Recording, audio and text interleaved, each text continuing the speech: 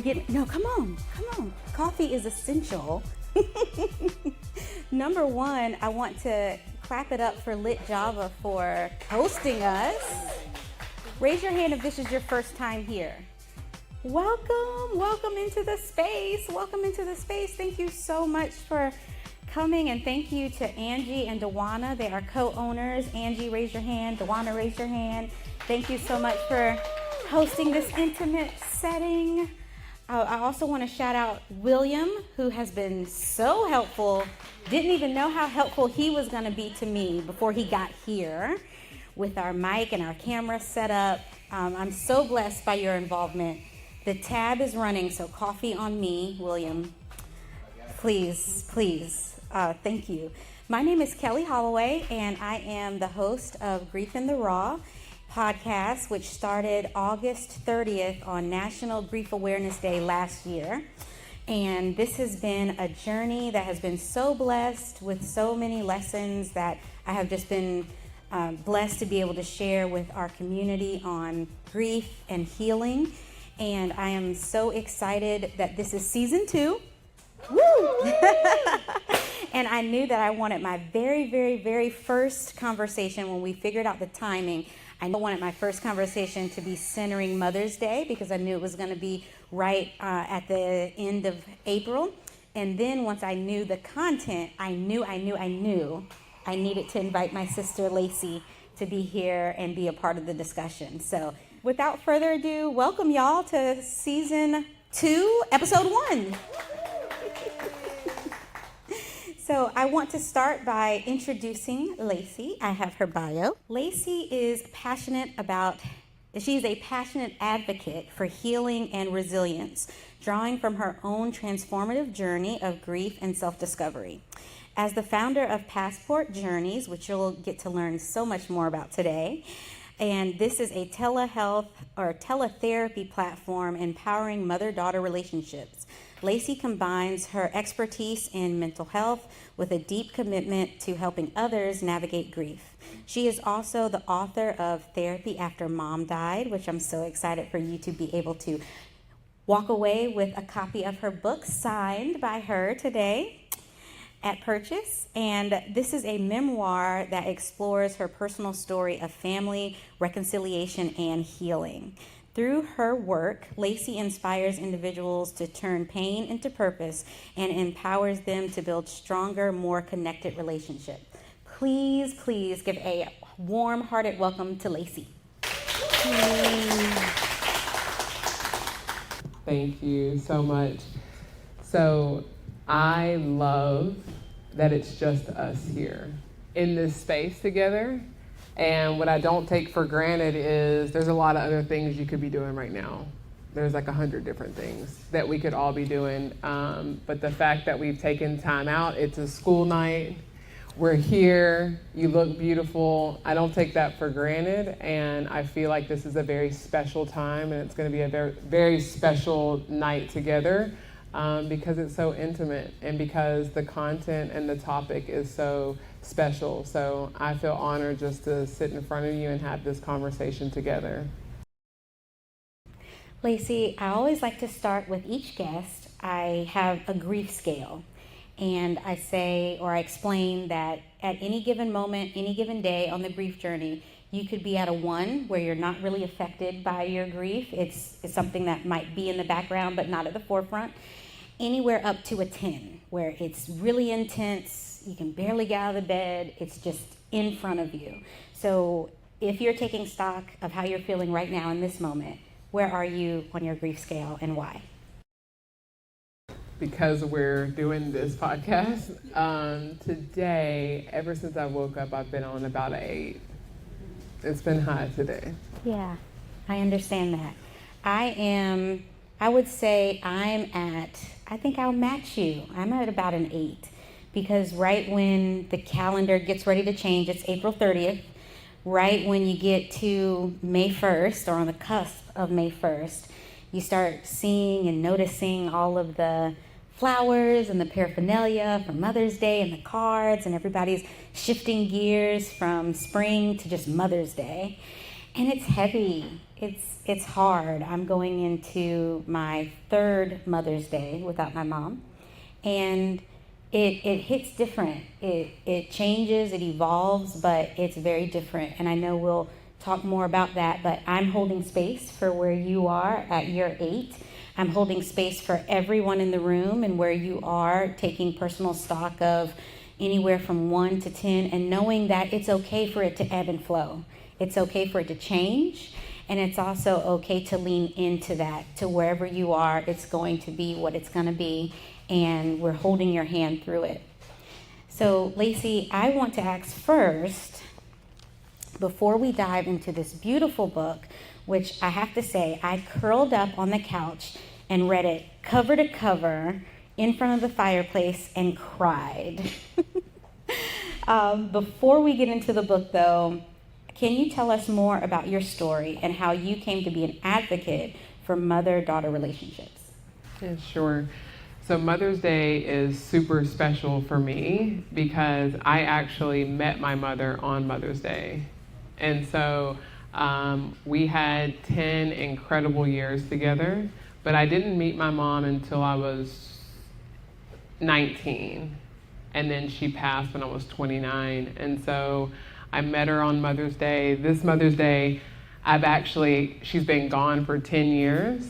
And so it feels weird, right? I had her for 10 years and now she's been gone for 10 years. And so it's this, it's a strange time for me, but I was adopted at birth, and my mom spent the first night in the hospital with me, and then the next day I left with my father, or the man who adopted me, my father, and he was an incredible dad, such an incredible dad, and he passed when I was 6.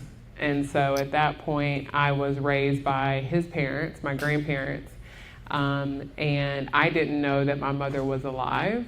They told me that she had passed away, so I spent my entire life thinking that my mother was dead. And then when my dad died at 6, I thought both of my parents were dead. But I met my mom sophomore year of college, and I am so grateful that I did. And that's how I got into the work of mother-daughter healing and mother-daughter support. So after my mom passed away, I thought, this is such an incredible relationship.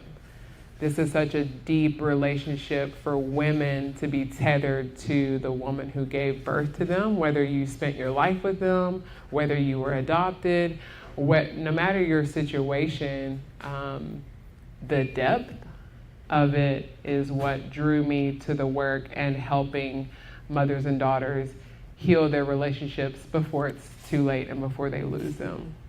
Yeah, I think at the core of mother-daughter relationships is from birth, that instant, like, we're connected. And I know you mentioned in your book, even just that one night with your mother, your heart was just intertwined with hers. And I think that is so true for everyone. And that's part of the reason why their departure seems so final.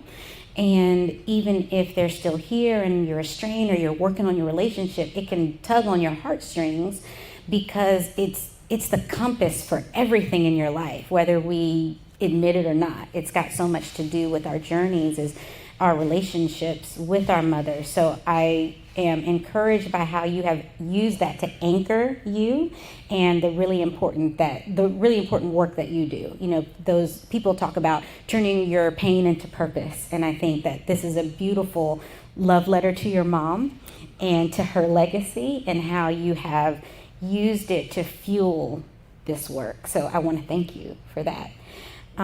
You've spoken openly before about how being adopted by a predominantly white family has kind of shaped how you have viewed the world, but also there was some grief with that as well, because, and I want you to tell more about it, but, you know, in terms of how that has shaped how you move throughout the world now, how has that childhood experience informed how you show up in the world now, and did it make your grief heavier at that time? You bring up a really good point, which is grief is not just about losing someone or someone dying, right? I have grieved so many different seasons in my life, and I'm sure you guys have.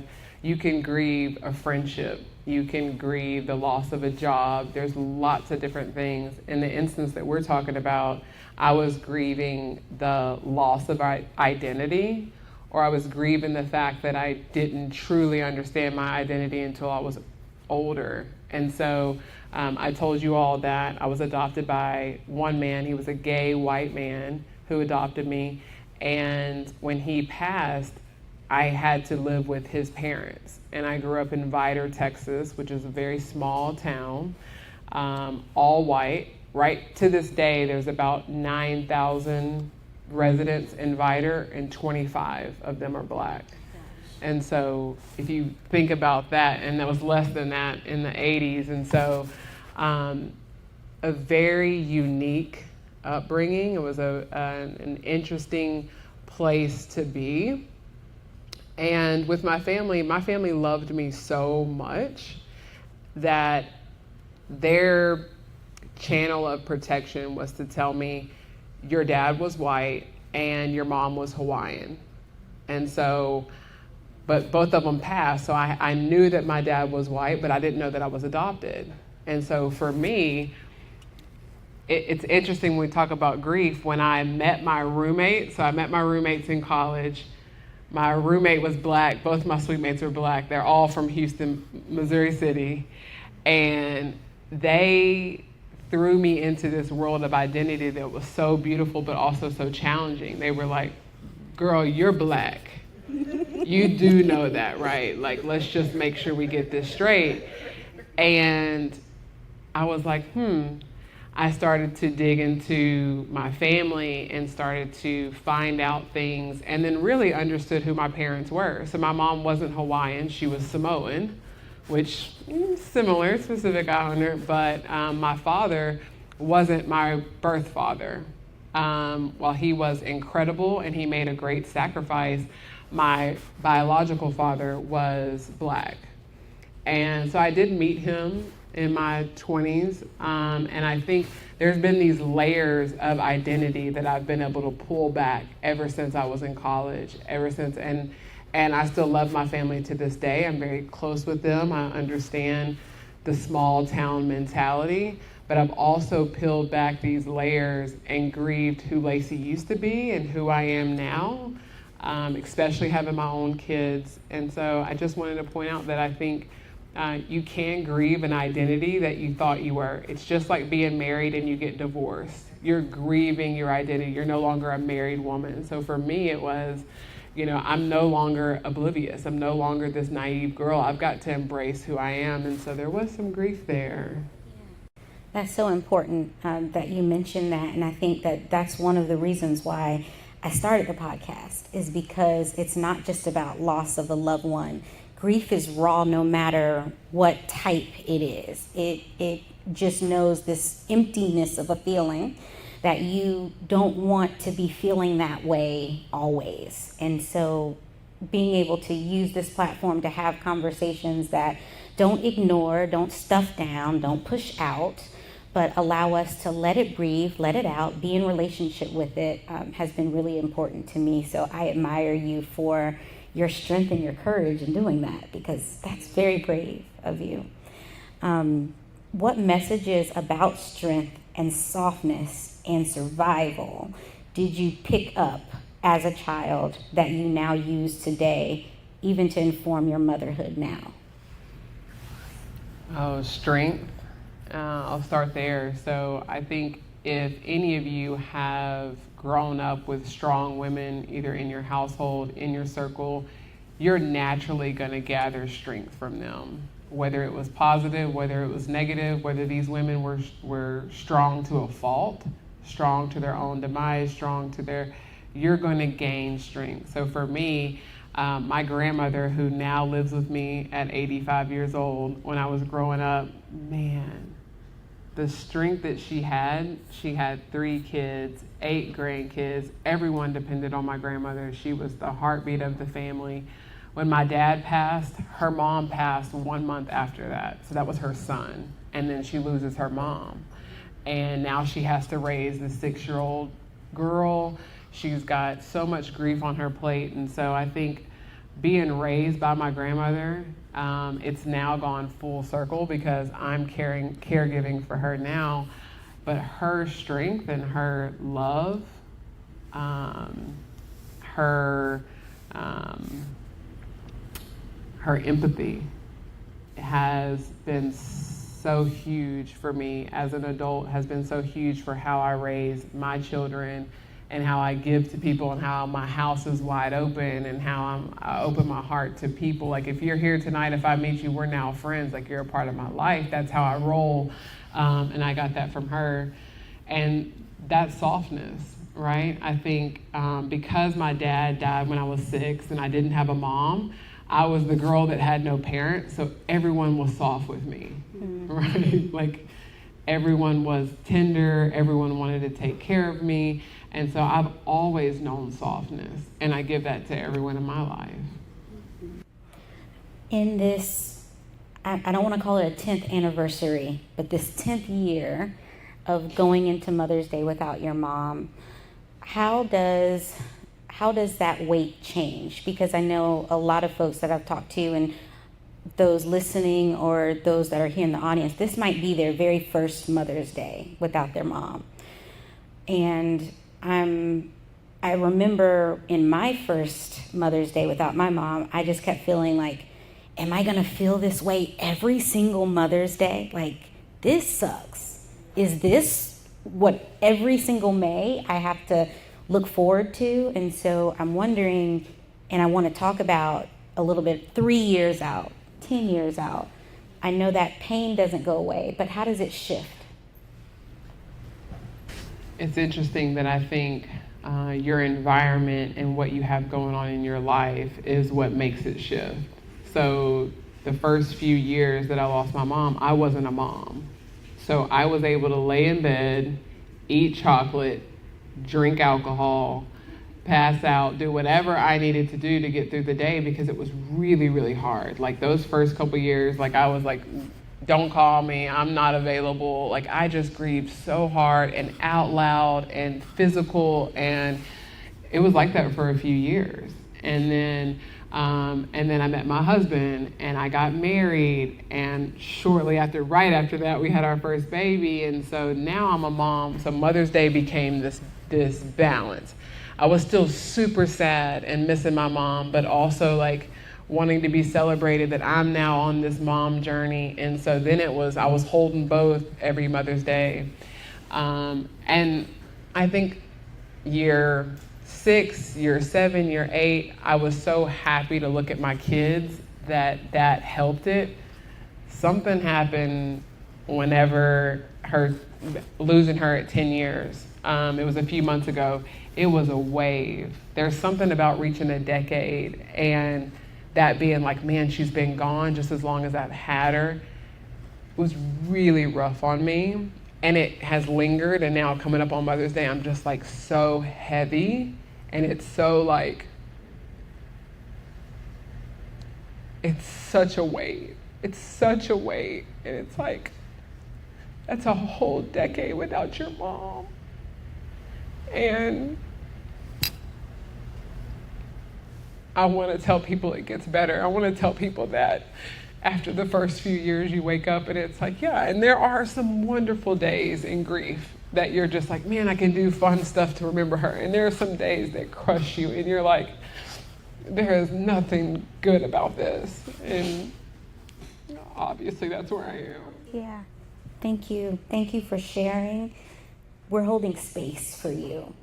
We're holding space for it all. And I hope that you know how courageous you are and even sharing that. And my hope is that when we let it out, when we let it breathe, it gets lighter. For me, in year 3, I focus more on not what I lost in 2022, more of what I'm missing in 2025. So my girls are age 4 and 7, And so and my husband has such a wonderful family, and when grandma comes to town, they're putting rollers in her hair, they're out in front of the yard, doing flowers and things. And I'm like, man, my mom would love to be a part of this. And so at times it's almost suffocating because I'm missing her in the present, but I'm also missing out on all the moments that she would have been able to be Nana. And I've had to just sit with that and let it wash over me like a wave, because in years past, I would have tried to just drink it away or distract it away. And now I've come to the realization of radical acceptance that she's no longer here, but I do have opportunity to honor her in the life that I lead and share stories with my girls about her. And they ask about her every single day. There's not a day that goes by that they're not asking questions about Nana, or they'll even say, I wonder what Nana's up there doing right now. And these are moments where I have not even brought her up, but they're just like saturated with her memory and her spirit, which I think is beautiful. At the same time, it tugs on my heartstrings, and it gets really heavy. So I have found that sharing it, letting it air out, but also taking each year for what it's worth and realizing that each year will be different. This year, for those that are here and for Lacey, I'm hoping that one thing that we'll be able to take as a token, we've got little roses. And I saw these and I thought this would be really special to adorn and kind of be this representation of this bond that we're building amongst us. But also, I encourage you to wear this on Mother's Day if you feel comfortable. We have white roses for our mothers are no longer here. We have yellow roses for it's complicated, maybe it's estranged, maybe I'm working on it, or I'm healing, because there are, and we're holding space for instances where the daughter-mother relationship are no more, and maybe they haven't found their way back to each other. And then we have red for my mother is right here by my side, we're holding hands and we're walking life together. So my hope for all of us is that this year on Mother's Day, we think about the legacy and the life that we're leaving, or the life that they've left us with or are leaving with us in our care, and wearing it proudly, because I'm proud to be Lonnie's daughter, and I know you're proud to be Betty's daughter too. Yeah. So many ways that we can go in this discussion, but I want to pause for a moment, because within the different segments of the show, typically I share something from social media that I've seen, or a video that has crossed my timeline. I'm all about grief at this juncture, so I'm seeing a lot of the things. Everything's showing up in the algorithm. But I want to share this clip, and it struck me particularly for this conversation today in regard to mother-daughters and their bond, and how we can all work on it. Even if our mothers have passed on, there's a piece of us that still yearn for healing. What are you trying to navigate? Tell me. I feel. Trying to get my mom to see me. I feel. I don't feel like my mom loves me. And I feel like my son doesn't know that I love him. I'm going to pause you, clinician, because you just made an assumption and a judgment. That is not an emotion. When you say I feel, an emotion word should follow. When you say I feel like, now I'm making a judgment or an assumption, but that is not my heart speaking, that is my head speaking. So when I say I feel, what is the emotion that you feel as a result of this? Hurt. And? Disappointment. Anger. Probably the most. The issue with being a parentified child means that I now became a caretaker of my mother and my father's emotions. So I didn't have space to process my own. So you made a habit of silencing how you feel so that I can care for them.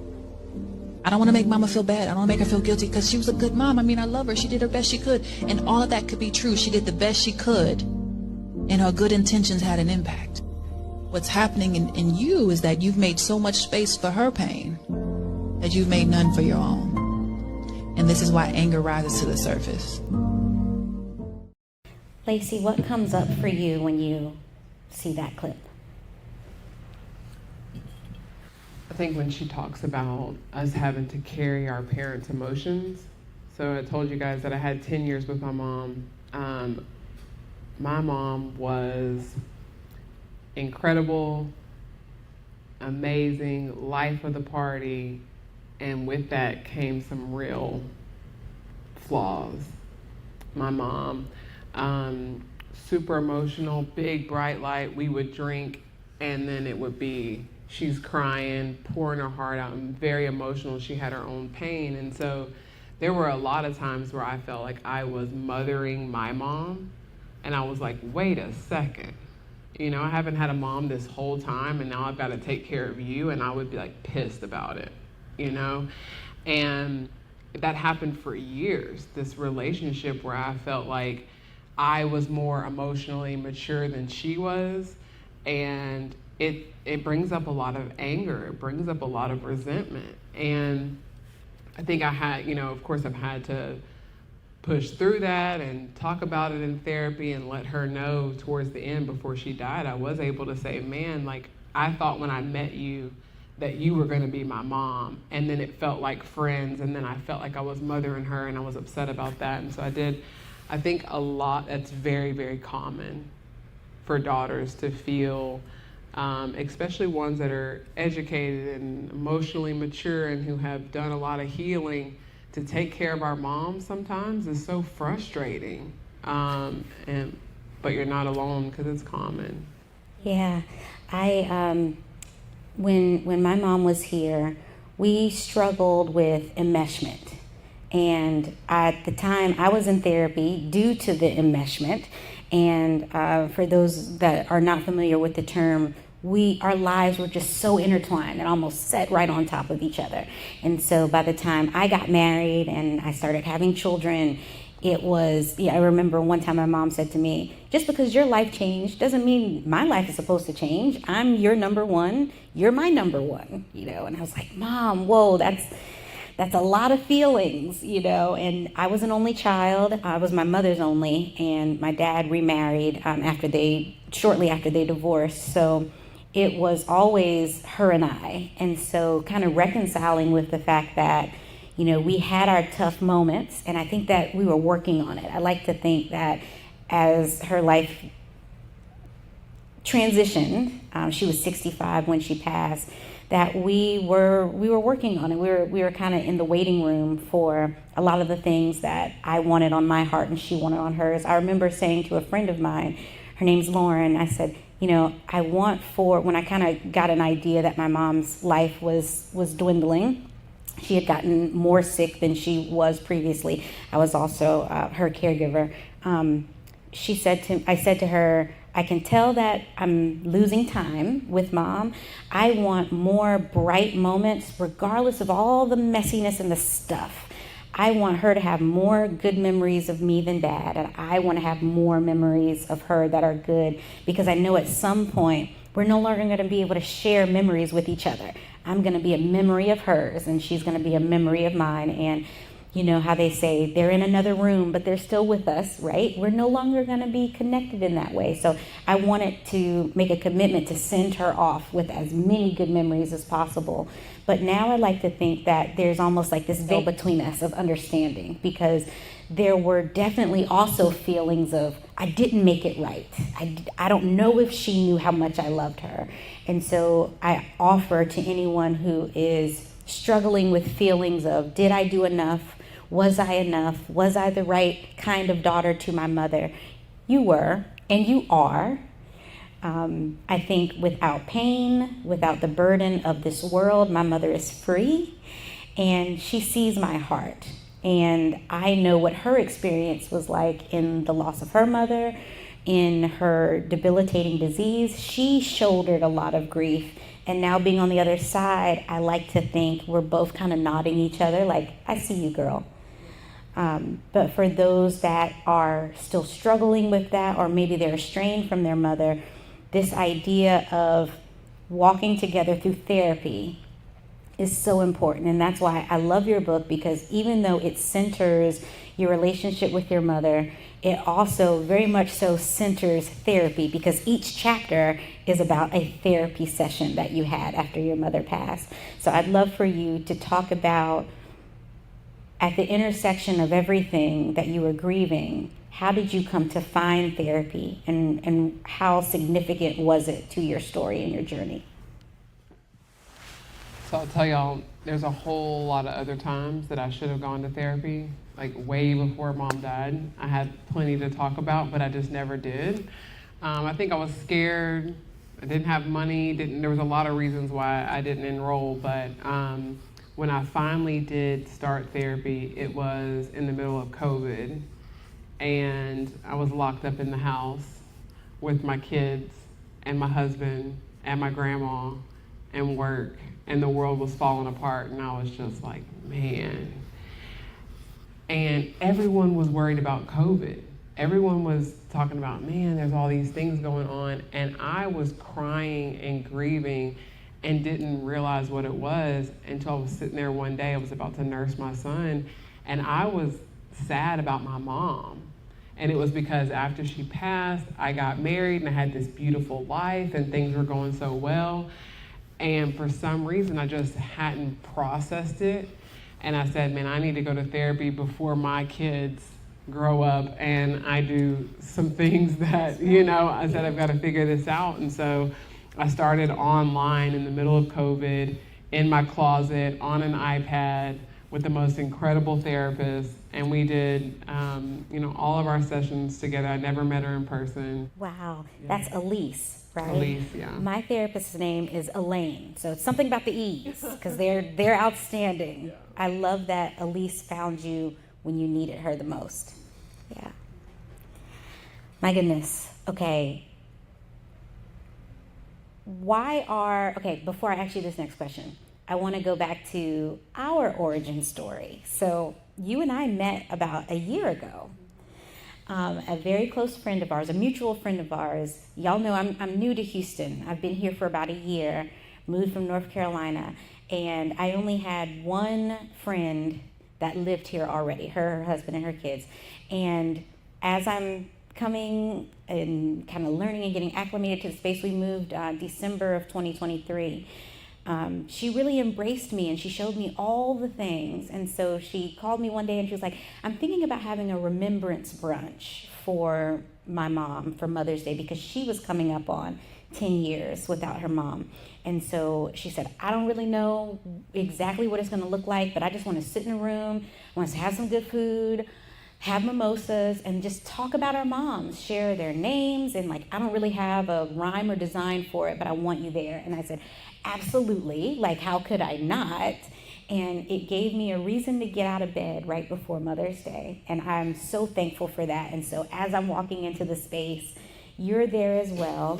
And I remember when we were seated, and I think it was you who said, this is all hitting me in a different area of my body than I've ever really accessed before, because we're sitting in this circle, all Black women, discussing, it was probably about 10 of us, just discussing what was on our hearts, be it our first Mother's Day without our moms or our 10th Mother's Day without our moms. We all found community in each other. So I want to ask you, how important is it to create spaces like that if you don't have any, and to cultivate them if you're on the cusp of them?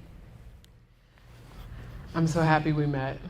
Me too. It was a beautiful event, and I think the reason it's important, can you guys still hear me? I think the reason it's so important to actually be intentional about that space is we can set lunch dates, or we can set things with people, and we have to smile, and you've got to oh girl, it's small talk. Let's talk about work. Let's talk about, and we're talking about all these surface things, because you're not going to unload all that in lunch. You've only got an hour or whatever, right?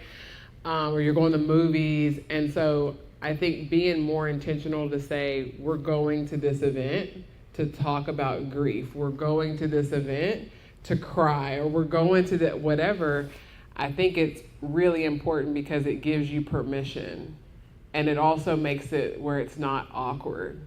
You don't want to talk about being girl, I just got on antidepressants in the middle of a coffee date sometimes, So I think having events, having the fact that you all showed up tonight around a topic that's so heavy, it gives you permission. If you want to talk about someone dying, you can talk about that. Or you want to talk about being sad, you want to talk about needing therapy, whatever, we've already made a space for it, and it's a theme, and it's like-minded people versus you just thinking it's gonna happen by chance. Sometimes it happens organically. You might meet a stranger who's got that in common, but I think it's important to carve out spaces like that where we met.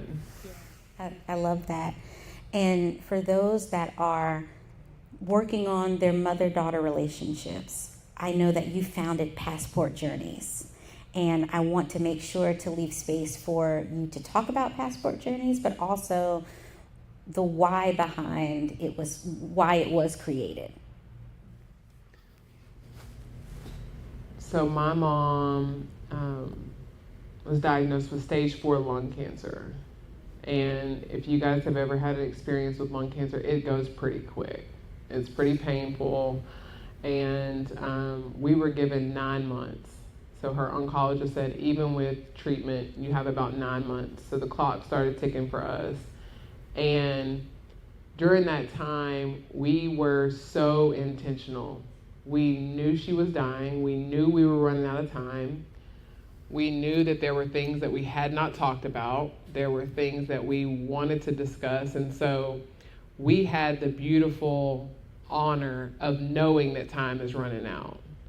But when she passed, I thought, man, like, why did it take a terminal illness for us to clear that stuff away and forgive and go deep and all of that? And I thought, she was laying on her hospice bed. This is just a few days before she died. And I'm just sobbing and I'm crying and we're talking about, this is it. We're coming to the end. And she said, you better find something to do with all that pain. And that just sat with me. And at the time I was living in the Middle East. And so I flew back 14 hours. I was all the way across the world and I'm just sitting in my apartment and I'm working and I'm grieving, and I kept hearing her say, you better find something to do with all that pain. And Passport Journeys came about because I was traveling a lot. I went to a lot of countries that my mom, that were on her bucket list. She died and she always wanted to go to Egypt. So I went to Egypt and Lebanon, and I'm going all these places. And I was like tangibly tracking my grief. I was like getting passport stamps, and I was traveling to deal with losing my mother. And I thought, man, how can I allow moms and daughters who are still alive, their relationship might be on the rocks, how can I get them to tangibly track their progress? Like, I want them to get better. I want them to heal. So Passport Journeys was created as a way for moms and daughters to get support and to each month actually get passport stamps for doing activities together. So it started as an activity book, and it was awful. It was like the worst design. It's so embarrassing. Some of my friends have them and they'll show me, and I'm like, please put that in the drawer. But we didn't have Canva at that time. And so, but then I turned it into an app because I know that expanding access to mental health services is super important. And I know that having something on your phone where you can get professional help. So I have licensed therapists that work for me and work for the app, and they service the families, and moms and daughters can get video therapy. So they do 2 videos a month, and in between we push intentional bonding activities. So say you just saw your therapist and you guys are struggling with an argument you had, you need to apologize, something's going on. The therapist may assign that you guys go for a walk in the park. So you'll get a notification on your phone that says your therapist has assigned an activity. I love this. I'm so proud of it. You should I am be. so proud of it. Seeing the families go through this, I attach myself to every family because I'm still a small app. Everyone who downloads the app, I do consultations. I'm like, I am in your pocket. If you have an issue with the app, if you have an issue with your therapist, like, I am the tech girl. I am all the support right now. So I learn if it's actually working, how it's helping families, and the impact is blowing me away. And I'm so proud of it.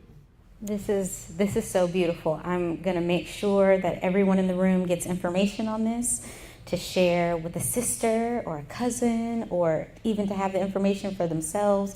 But also in the show, we'll link to everything in the show notes, not only Passport Journeys, but also Lacey's beautiful, beautiful book, so that folks know how to get in touch with you even beyond this setting here.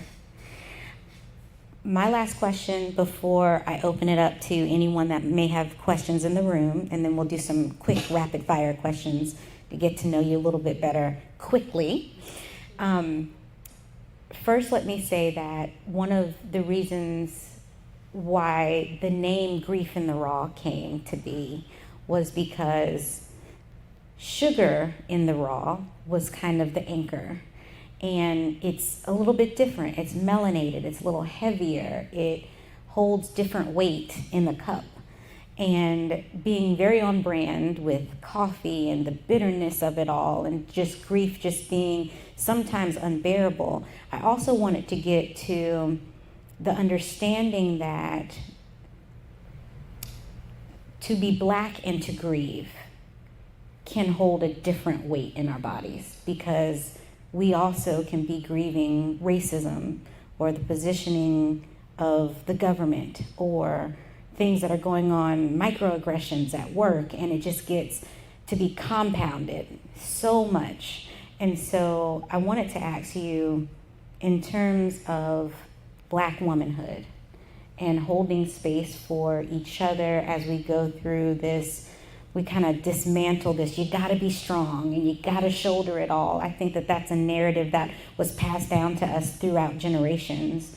And I'm wanting to share with all of my sisters, as well as those who support us, how to navigate through that pain when you're already holding so much. So I told you that, it's a great question. I told you that when I started therapy, it was in the middle of COVID, and it was 1 month before George Floyd happened. And so I got into therapy. I'm thinking this is all about my mom, about the grief that I'm having, and then, you know, the whole world falls apart. And when you talk about compounding pain and compounding grief, and we were all so heavy at that time. Like, it was in the air. You could feel it.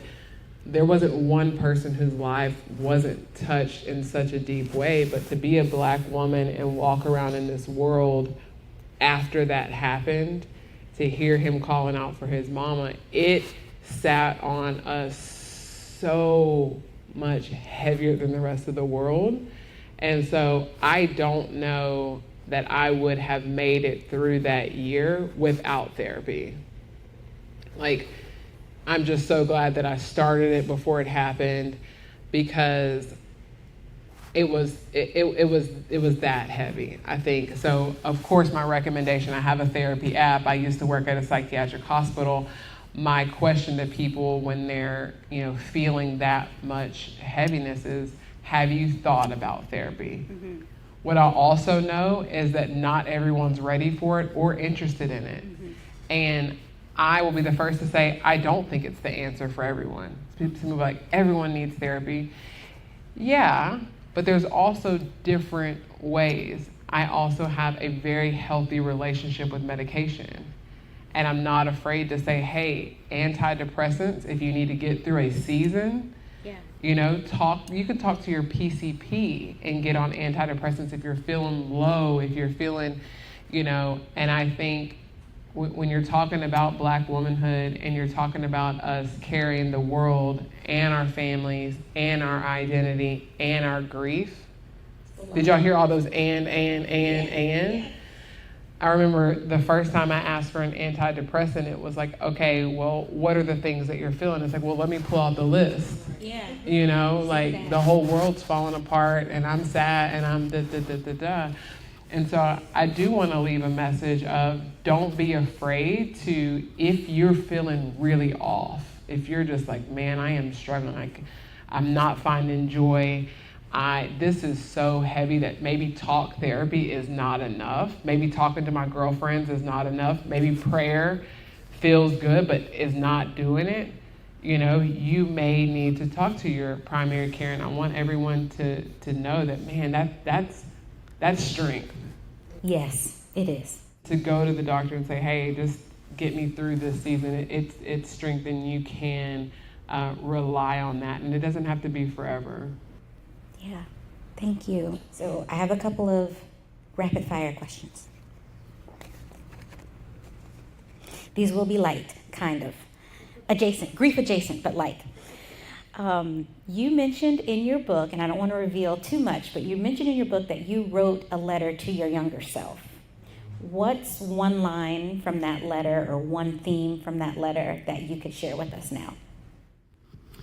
I wrote, you're going to be okay, and it's okay to be different. How do you honor your parents in the ways that you are raising your children today? So I honor my mother and father in the same vein, which is I am radically liberal, and I'm all about love and openness and the relationship that my mom had with my dad. So my kids are very open with homosexuality, and they're very loving. So both of their godparents, 2 gay men, and I think about the relationships I have. Gay men, gay women, they are a part of my close circle. I don't know if it's my mom and me honoring her or just us being open, but because of the love that I've gotten from that, that has been a way that I have raised my children, and that we're open to love in all forms. Yeah. On a griefy day, tea or coffee or wine? Depends on if I'm on my dry year. I do every other year dry. I love that. I need to hear more about this, Lacey. On my wet year, it's going to be wine or a margarita. On my dry year, it'll be maybe tea, maybe Coke Zero. Okay, that's fair. One word that describes your mother, Betty. Bold. And that's in you too. I hope you know that.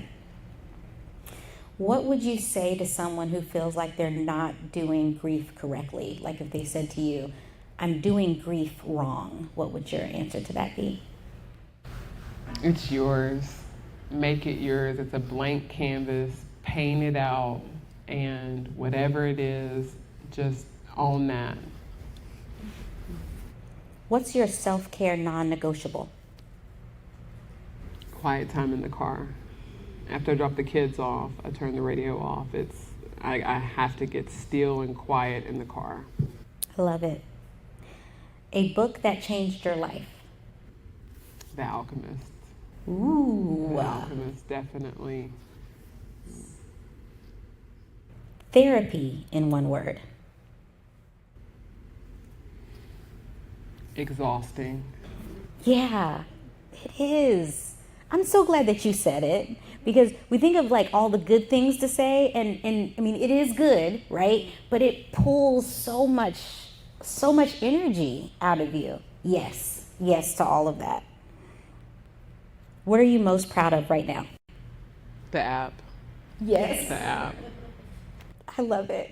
My babies are amazing, but the app. The app is also your baby, so yes. My daughter tells everyone, we have a mother-daughter app. It's our app. I'm like, it is, baby. What brings you joy today? My friend coming with me tonight. Yes. Okay. Have you seen Sinners? No. Somebody laughed. I'm scary. I am so scary. So this world is scary enough. We watching scary movies. But look, at another time, at another place, after I convince you to watch it, we'll talk about it. Okay. Because I'm really interested on your hot take. Okay. Okay. My husband's watched it. I have not. Okay. All right. Okay. Last two, and this is like a 2-part question. I want to know, What has grief taken from you, and what has grief given you?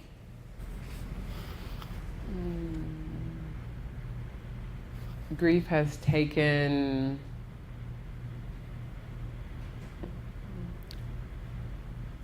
light from me, and grief has given me empathy. Love that. Well, Lacey, you have a walk coming up. I do want you to tell the audience about that. And I am going to be there with my 7-year-old, so we're really excited about it. But I want you to tell the audience about it. And also, in this space, tell us how we can follow you, how we can support you, and just all the things that you'd like to leave us with. I've got a lot of events coming up. So I have this weekend. So the reason I love this space so much is because we're cozy, we're intimate. In 2 days, I'll be at George R. Brown at the Cry Out Conference. If you guys know about that, Lighthouse Church. It's sold out, 3,500 people, and I'll be on the stage with Lady Shawnee, and I am like freaking out. It's amazing. You're gonna be amazing. So I'm like, okay, look at us. Like, come hug me, because, oh my gosh. So I've got that this weekend. Next weekend, we've got our first annual mother-daughter walk. So all of our work with the app is online. And I said, man, I want to get out in the community. I want to meet some of these mothers and daughters. Like, let's do it. So I was thinking maybe 50 people, like, you know, we'll keep it small. I got 11 sponsors and 120 people have registered. Wow. And so amazing. I'm excited about that. This is the first year. It's the first year. So we're going to be at Kelli Holloway Park. I've got little conversation cards for people to walk and talk and to meet each other. And so that's our first event that we have coming up in 2 weeks. And to get in touch with us, Passport Journeys on Instagram, Lacey Tezino on Instagram. I talk about all the things that we have coming up and the things that we're working on and doing. So connect with me. I'm super intentional about messages and reaching out. And if you have something, invite me. I'll come. I try to make it to a lot of things. So I'd love to connect with everyone. It's beautiful. Thank you so much for all the love and light that you give. I know your mother is up there smiling, and I like to think whenever I talk to a guest, if our mothers are both up there as we are meeting in this space, I feel like they're meeting up there, and they're like, she looks like you, and they're getting to know each other too. So I like to believe that. I have a very big imagination, so I like to think that. But I want to thank you so much for sharing space with me. Can we give Lacey a hand, please? Thank you so much. And I always say at the end of each episode, take what you need, leave what you don't, share it with someone you think needs it the most. Thank you so much. We did it. Thank y'all. Thank you for joining me inside today's episode of Grief in the Raw. I hope that something we've shared today both affirms how you feel and also provides you with healing towards your journey. Let's keep the conversation going. Visit kellyandco.com for more information about the show. Also, make sure to like and subscribe on YouTube, Instagram, and follow the show on Spotify and Apple Podcasts. Special thanks to Bethany Anderson, who is the producer of this podcast, and also Jeffrey Smith, who has been the composer for the music. Thank you so much again from the bottom of my heart. Peace and light always. Much love.